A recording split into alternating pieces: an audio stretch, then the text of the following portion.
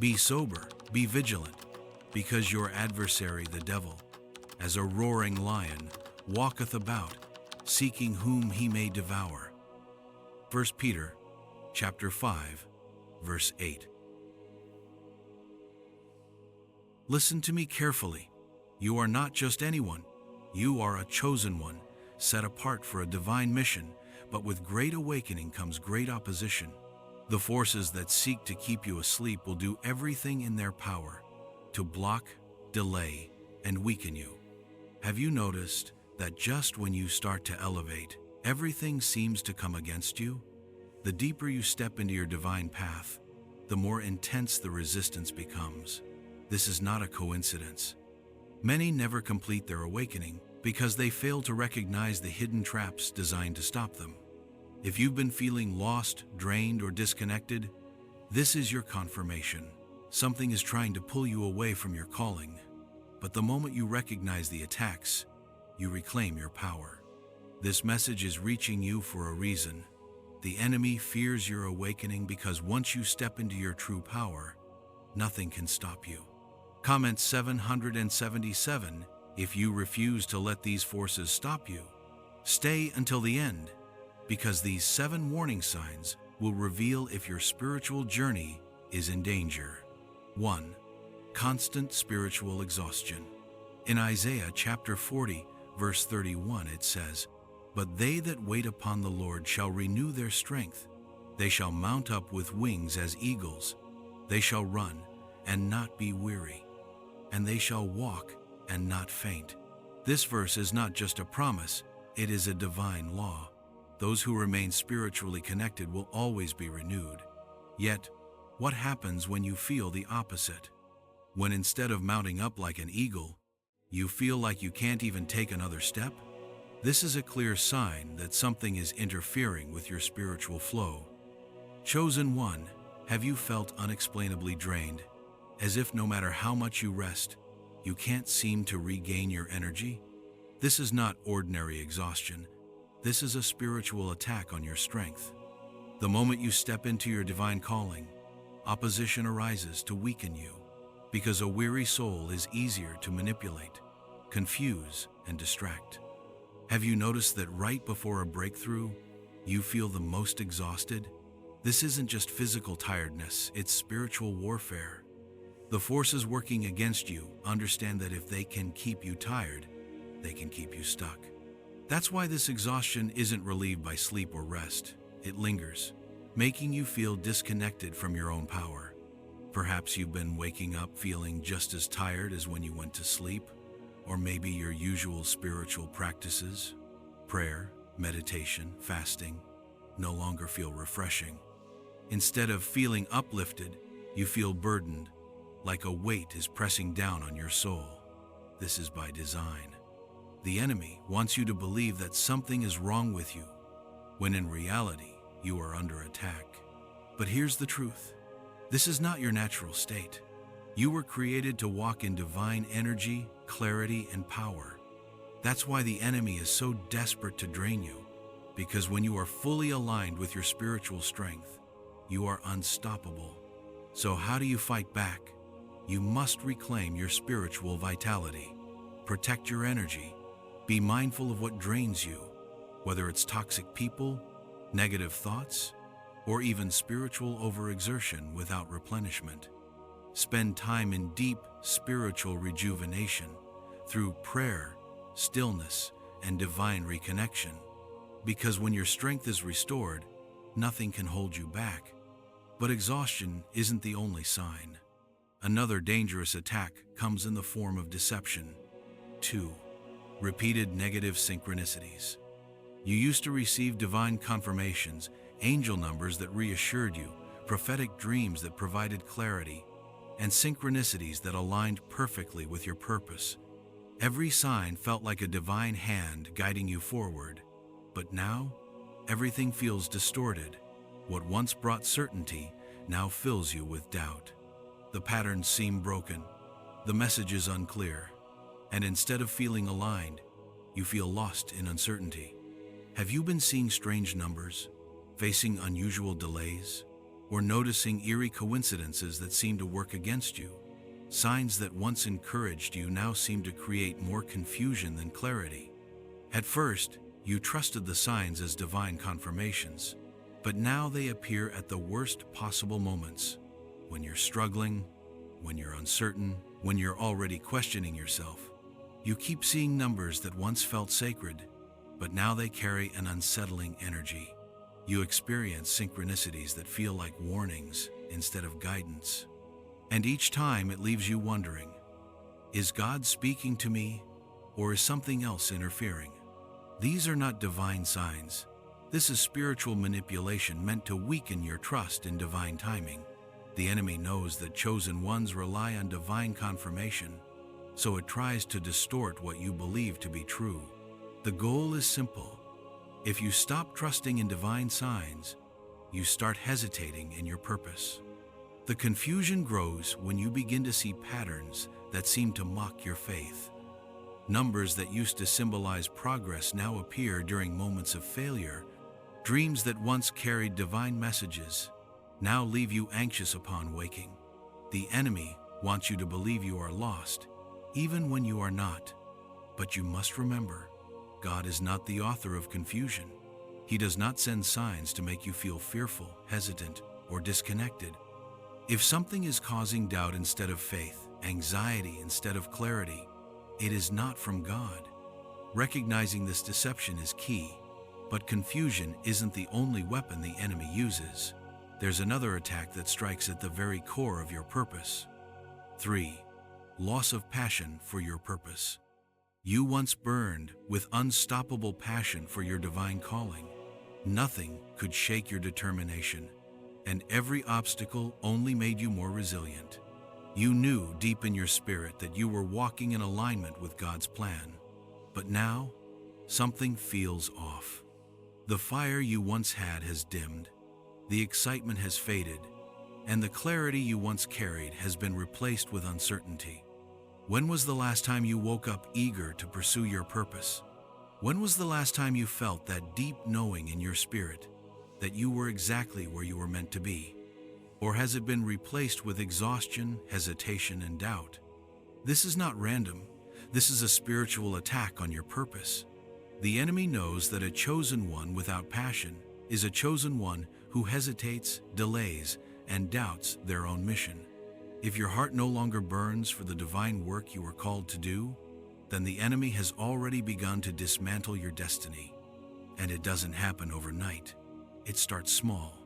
A subtle loss of excitement, a growing feeling that maybe you're not making a difference, or a creeping sense of unworthiness. Day by day, your energy fades. You stop praying as much. You stop creating, teaching, leading. You start convincing yourself that it doesn't matter. But this is the deception. The enemy doesn't need to destroy your purpose. It just needs to make you walk away from it yourself. And the most dangerous part? If left unchecked, this loss of passion leads to something far worse: spiritual isolation. 4. Isolation and disconnection from your soul tribe. In Ecclesiastes chapter 4, verses 9 to 10, it says, "Two are better than one, because they have a good return for their labor. If either of them falls down, one can help the other up. But pity anyone who falls and has no one to help them up." God never intended for you to walk this path alone. From the beginning, He designed divine connections, people who would uplift you, support you, and remind you of your mission when the weight of the world becomes too much to bear. But when you start feeling isolated, when you begin pulling away from those who truly understand you, it is not a coincidence. It is an attack. Because the enemy knows a chosen one standing alone is far easier to break than a chosen one surrounded by their soul tribe. You may have noticed it happening gradually. People you once resonated with no longer feel aligned. Conversations that once felt deep now seem forced. The places where you used to feel understood now feel foreign. At first, it seems like a natural shift, but suddenly you look around and you feel completely alone. This is not just life moving forward. This is an attempt to disconnect you from your spiritual support system. Because when you are isolated, doubt has more room to grow. When you have no one to remind you of your purpose, you start questioning if you even have one. And this isolation doesn't just happen in the physical world, it happens spiritually too. You may feel disconnected from God, struggling to pray, struggling to hear divine guidance. The very connection that once gave you strength now feels distant. But here's the truth. God has not left you. Your soul tribe has not abandoned you. This is a test, one designed to make you feel alone so you forget that you are never truly alone. However, attacks don't always come in the form of relationships. Sometimes they manifest in your sleep. 5.